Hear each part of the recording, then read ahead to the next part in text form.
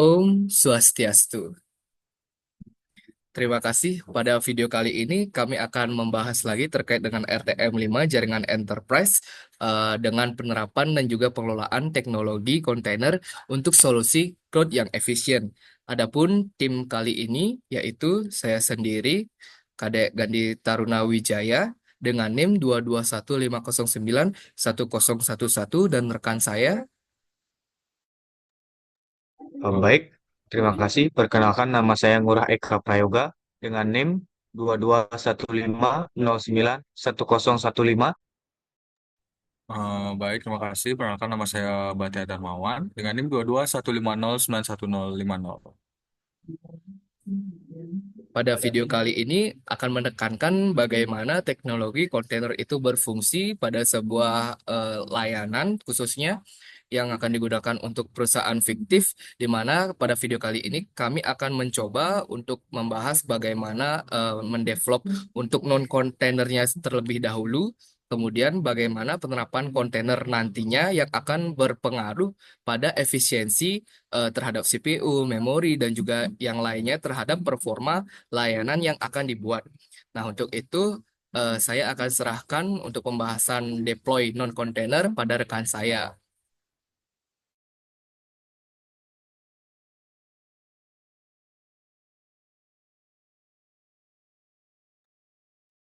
Baik, terima kasih Gandhi.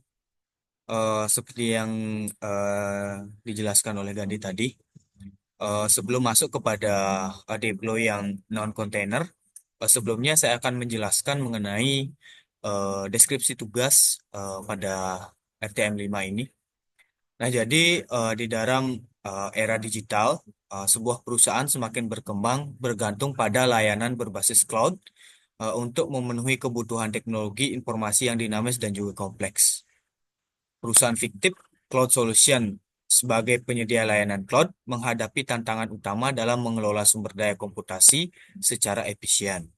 Permintaan pelanggan yang terus meningkat untuk layanan yang handal, hemat biaya, dan fleksibel memaksa perusahaan untuk mencari solusi inovatif guna meningkatkan efisiensi infrastruktur mereka. Nah, jadi di deskripsi tugas ini kami disuruh memecahkan sebuah permasalahan yang dialami oleh sebuah perusahaan fiktif, eh, sebut saja Cloud Solution, dengan menyediakan layanan cloud, terutama menghadapi tantangan dalam mengelola sumber daya komputasi.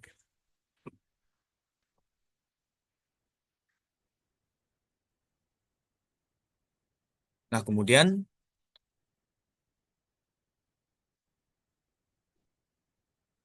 di sini kita akan apa namanya masuk kepada penjelasan kontainer, yang mana ini merupakan salah satu teknologi yang paling banyak digunakan untuk menyelesaikan masalah, termasuk di dalam deskripsi tugas kali ini. Yang mana fungsi dari kontainer ini adalah untuk eh, mengisolasi aplikasi dan dependensinya dalam lingkungan yang ringan, portable, dan juga konsisten. Nah, untuk itu, untuk perusahaan Cloud Solution berencana untuk menerapkan teknologi kontainer dengan menggunakan teknologi atau frame Docker, salah satu platform apa namanya kontainer yang paling populer atau paling banyak digunakan saat ini. Nah, untuk meningkatkan efisiensi penggunaan sumber daya komputasi, langkah ini mencakup instalasi Docker, kemudian pembuatan dan deploy kontainer untuk layanan dan juga database dalam web, kemudian optimasi sistem berdasarkan analisis penggunaan sumber daya, baik itu sebelum dan juga sesudah melakukan implementasi.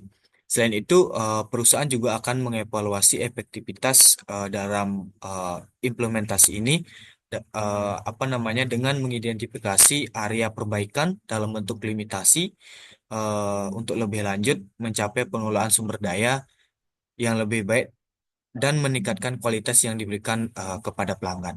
Nah, jadi eh, apa namanya, penerapan kontainer ini nanti akan menerapkan instalasi Docker dan juga pada akhirnya akan melakukan perbaikan terhadap performa dari kontainer tersebut.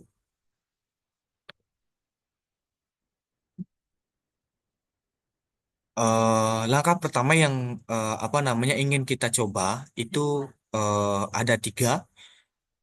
Eh, Secara umum ada tiga ya. Yang pertama itu non-container, kemudian yang kedua itu menggunakan kontainer, dan yang ketiga adalah rekomendasi perbaikan dari setelah kita menggunakan kontainer tersebut. Nah, yang pertama kita akan mencoba membangun cloud tanpa kontainer agar bisa apa namanya membandingkan nanti bagaimana kira-kira performanya jika menggunakan kontainer. Nah, di dalam instalasi non kontainer ini ada dua langkah penting yang dilakukan. Yang pertama itu adalah melakukan instalasi Docker dan juga Docker Compose di dalamnya. Nah, di dalam instalasi ini, yang pertama kita install itu adalah dependensinya dengan menggunakan perintah apt-get eh, perbarui min-y. Nah, setelah itu kita akan menambahkan eh, apa namanya repositori eh, di dalam Compose Docker tersebut. Kemudian kita akan menginstal Docker dan juga menginstal Docker Compose-nya.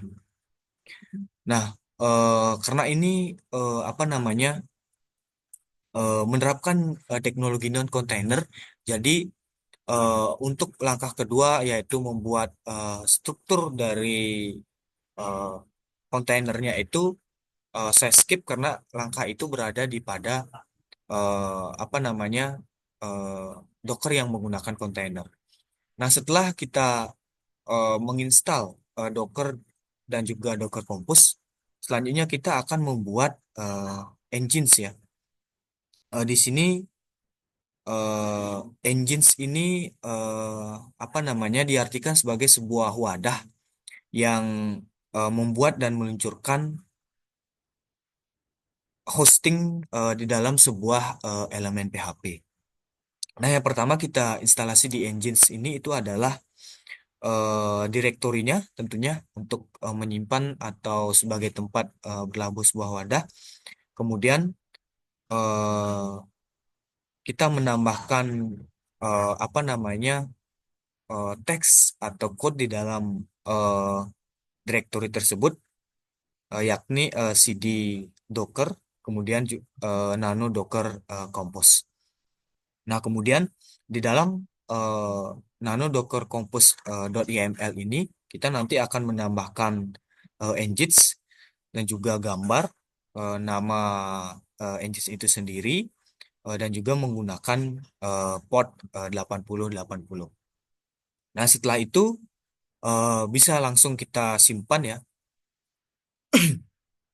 Nah, kemudian eh, kita akan meluncurkan eh, apa namanya engines yang telah kita buat, yang tadi di dalamnya berisi gambar, berisi nama wadah dan juga port yang digunakan. Kemudian eh, terakhir kita akan langsung melihat keluaran ya dalam bentuk ID engines, gambar perintah yang dibuat sesuai dengan nama, sesuai dengan wadah ataupun gambar yang kita masukkan tadi.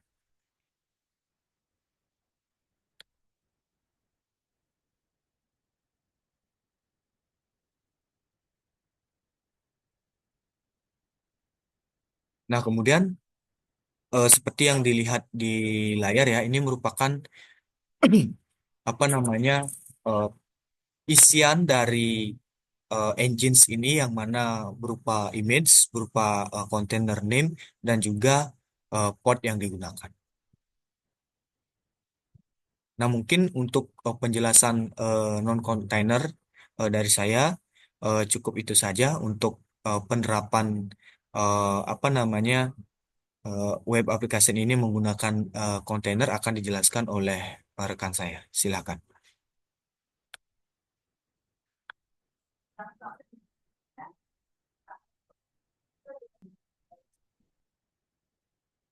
Baik, mohon maaf. Di sini saya izin mempertegas ya. Untuk langkah di tahap tanpa kontainer atau non kontainer itu hanya sampai pada instalasi Nginx ya. Jadi kalau misalnya di VM kita sudah muncul eh, apa namanya Welcome to Nginx, artinya penerapan apa namanya web application tanpa kontainer itu sudah berhasil. Jadi perbedaannya nanti kalau menggunakan kontainer itu akan ada tampilan semacam CRUD ya, create, update, dan juga delete. Nanti di sana kita bisa melakukan fungsi-fungsinya tersebut dan juga menambahkan eh, apa namanya limitasi performa dari kontainer itu. Nah, kalau untuk di non-container itu hanya sebatas di welcome to Nginx. Nah, mungkin itu dari saya untuk apa namanya untuk penjelasan penerapan menggunakan kontainer dan selanjutnya akan saya serahkan kepada Gandhi. Silahkan.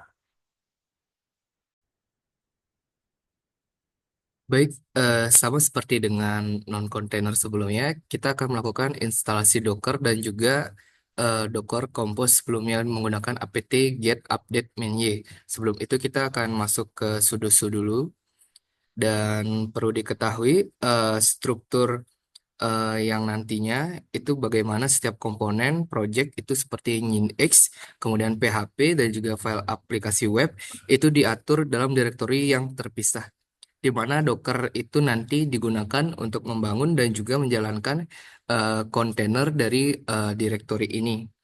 Adapun yang pertama itu Nginx Container itu yang berfungsi sebagai server web yang menangani permintaan HTTP dan meneruskan ke PHP bila diperlukan. Kemudian PHP Container itu yang digunakan untuk mengeksekusi script PHP dari aplikasi web. Kemudian ada volume untuk atau HTML itu yang nantinya untuk penyimpanan aplikasi web yang diakses oleh Nginx dan PHP. Namun sebelum itu eh, kita akan membahas eh, struktur direktori eh, pembuatan kontainer ini. Di mana yang pertama itu ada Docker Compose ini yang akan membaca file Docker Compose.yml dan menjalankan kontainer Nginx dan juga PHP. Kemudian Nginx yang akan menangani permintaan HTTP dari pengguna dan meneruskannya ke layanan PHP. Kemudian PHP nantinya akan mengeksekusi file index.php dan mengembalikan respon ke Nginx untuk diteruskan ke pengguna. Nah, nantinya volume itu biasanya diatur dalam Docker .compose.yml untuk menyambungkan direktori www.html ke kontainer sehingga perubahan pada file aplikasi itu langsung terlihat. Dengan struktur ini, proyek dapat dideploy dan juga dikembangkan dengan cepat dalam lingkungan yang konsisten dengan kontainer.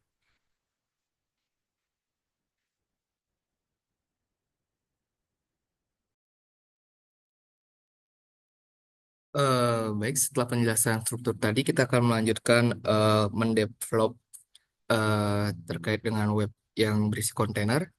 Nah, di sini setelah dilakukan instalasi Docker dan juga Compose, itu kita akan membuat Nginx kontainernya. Nah, sebelumnya itu sudah saya lakukan sehingga saya akan menjelaskannya melalui screenshot yang sudah saya lakukan sebelumnya pada Ubuntu OS. Nah, untuk pertama itu kita akan membuat directory project dengan perintah mdir, kemudian masuk ke Docker projectnya. Selanjutnya itu kita akan mengubah directory project dan juga membuat file docker compose.yml untuk meluncurkan kontainer Nginx. Itu perintahnya seperti ini, docker project. Kemudian kita akan masuk ke nano docker compose.yml dari file tadi yang telah dibuat. Nah, di sini ada beberapa tambahan saat masuki docker compose.yml. Yang pertama itu ada nginx, itu dikosongkan saja terlebih dahulu. Kemudian untuk image itu nginx list. Kemudian untuk container name ini perlu ya untuk menamakan kontainer yang akan kita buat nantinya sesuai dengan struktur yang dijelaskan tadi. Kita menamakannya Nginx strip container. Kemudian dengan ports yang dijalankan 80-80. Kemudian simpan dan tutup file setelah kita selesai menambahkan inputan ini. Kemudian file ini itu akan mengunduh image Nginx terbaru. Kemudian membuat kontainer Nginx dan juga mengeksposnya pada port 80. Nah, untuk selanjutnya itu kita akan meluncurkan kontainer Nginx dengan perintah berikut, yaitu docker compose up mindi. Nah, di sini kita dapat memeriksa kontainer yang sedang berjalan itu setelah compose mindi ya, dengan perintah docker ps. Nah, di sini ada kontainer ID, kemudian ada image, kemudian ada statusnya dan juga portnya. Di sini sudah terlihat jalan pada port 80. Nah, setelah Nginx container itu sudah dibuat, kita akan membuat PHP container. Nah, yang pertama itu kita akan membuat directory baru sama juga seperti tadi Nginx container. Di sini kita akan membuat docker project /www/html. Selanjutnya, kita akan membuat file index PHP untuk memverifikasi versi PHP kita. Nah, itu dengan nano docker project www.html index.php. Kita masuk ke index.php-nya. Nah, di sini kita seperti biasa menambahkan kerangka ya, hypertext-nya, HTML, kemudian ada header. Kita akan mencobanya dengan hello world. Kemudian kita masuk IP-nya dengan we are running PHP versi berapa. Kita akan running PHP versionnya. Kita di sini versi 7 ya. Kemudian simpan dan juga tutup file, lalu buat direktori untuk Nginx di dalam direktori proyek. Itu menggunakan slash docker main project Nginx. Kemudian Nginx. Selanjutnya itu buat file konfigurasi default Nginx untuk menjalankan aplikasi PHP. Itu menggunakan nano docker project kemudian Nginx default conf. Itu kita akan menambahkan beberapa input seperti ini ya. Kita akan menginputkan listener 80 default server, server yang dibuat tadi.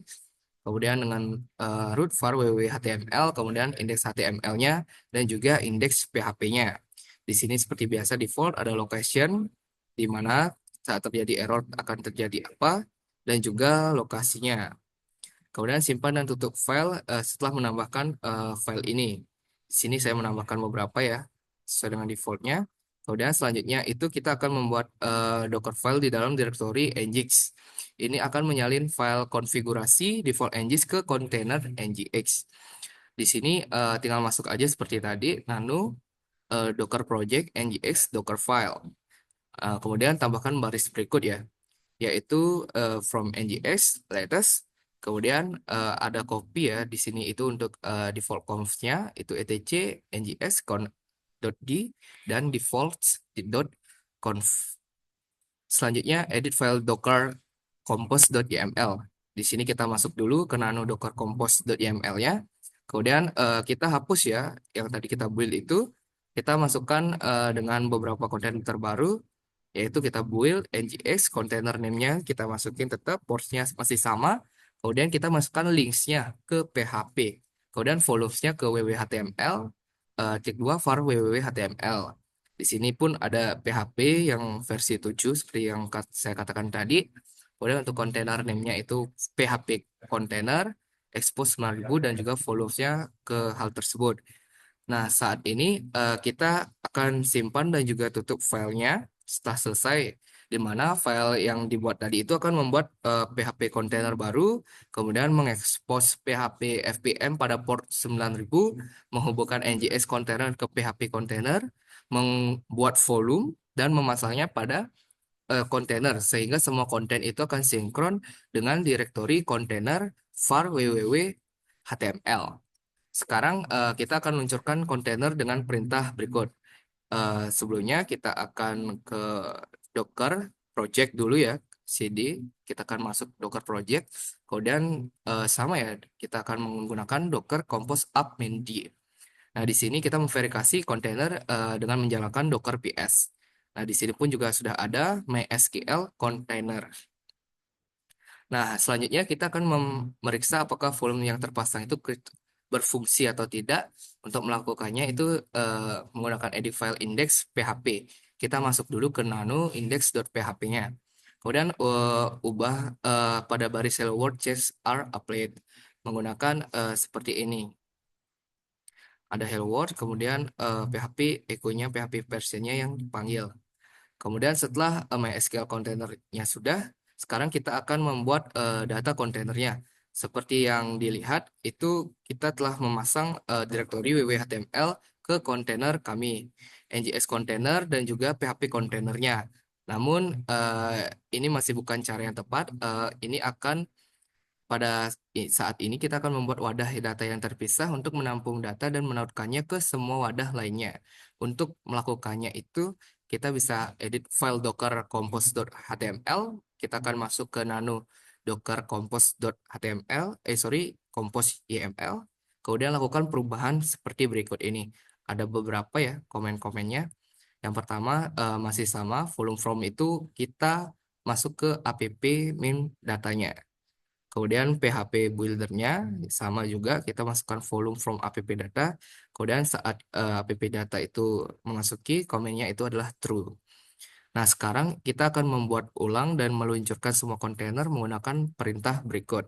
Sama seperti tadi kita masuk ke Docker project dulu, kemudian lakukan perintah docker compose up main D. Sekarang verifikasi semua kontainer yang sudah berjalan dengan perintah berikut, yaitu docker ps min min a. Nah, di sini sudah ada MySQL container, MySQL data container, app data container, dan juga yang lainnya. Nah, setelah itu kita pun juga akan membuat MySQL container, di mana pada bagian ini itu kita akan membuat kontainer database MySQL dengan menautkannya ke semua kontainer lainnya. Pertama, kita harus memodifikasi image PHP dan menginstal ekstensi PHP untuk MySQL agar dapat terhubung ke database MySQL. Pertama itu kita buat dulu untuk direktori PHP dengan perintah mdir docker project PHP. Kemudian kita buat docker file untuk menginstal ekstensi PHP-nya.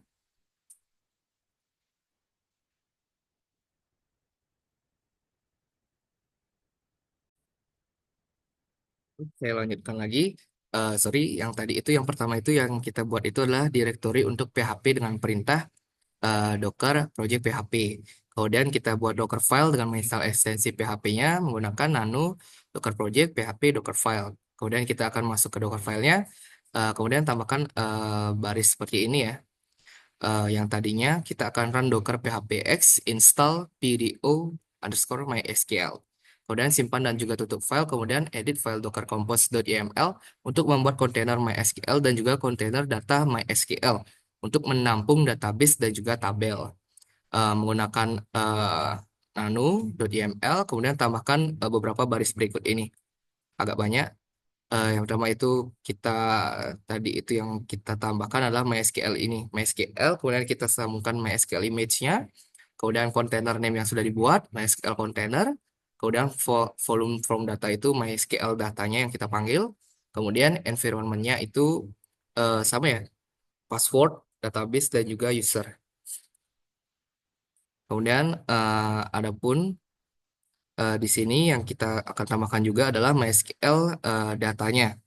Di sini eh, yang pertama itu ada container name yang kita tambahkan yang bernama MySQL Data Container. Kemudian kita akan namakan volumes-nya var library-nya, kemudian juga MySQL-nya.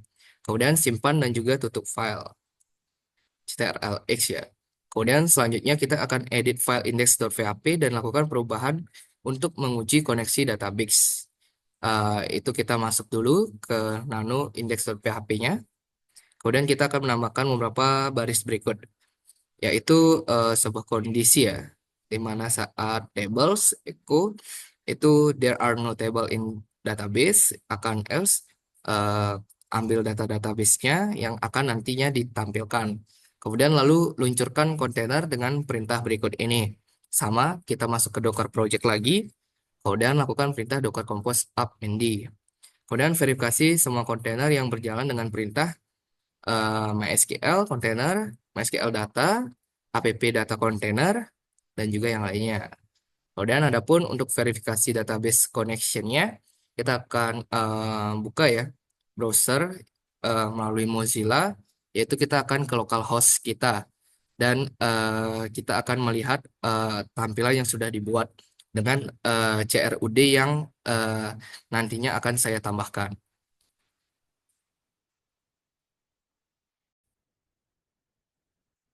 Baik, maaf tadi terjadi kendala. Di sini saya akan melanjutkan penjelasan terkait dengan perubahan kontainer, terkait dengan penambahan CRUD pada web yang nantinya kita akan coba untuk mengkoneksikan ke database-nya.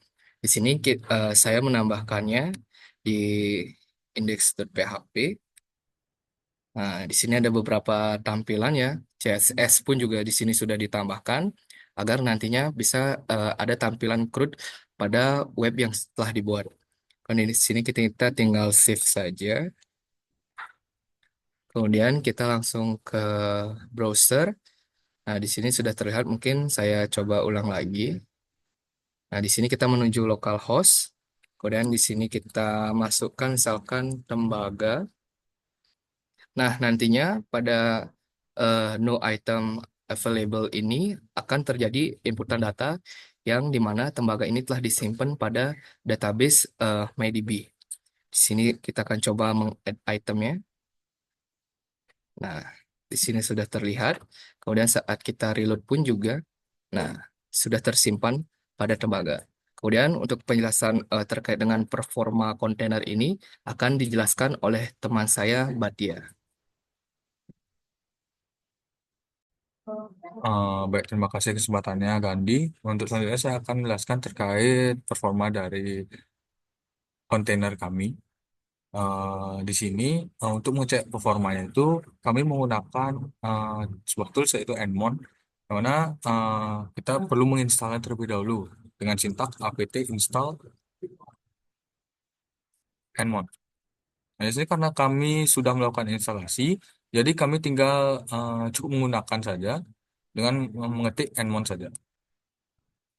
Nah, di sini terlihat fitur-fitur dari Nmon, yaitu kita bisa melihat dari performa CPU-nya, memori, disk, lalu CPU long term-nya. Nah, di sini kami ingin mencoba untuk mengecek CPU long term-nya terlebih dahulu. Baik, di sini kami sudah menggunakan mencoba dari fitur CPU long term-nya. Nah, terlihat di sini sampai 90% untuk CPU-nya. Kita bisa coba-coba juga di root ini. Misalnya kita ngetik sesuatu,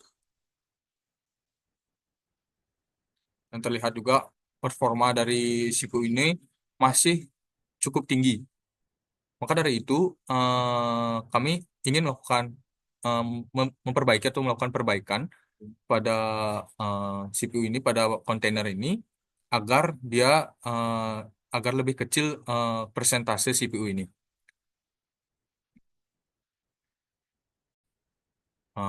Baik, di sini kami telah berhasil untuk melakukan perbaikan pada kontainer kami, yaitu kami memberikan limit baik itu pada engine-nya, PHP-nya maupun MySQL-nya.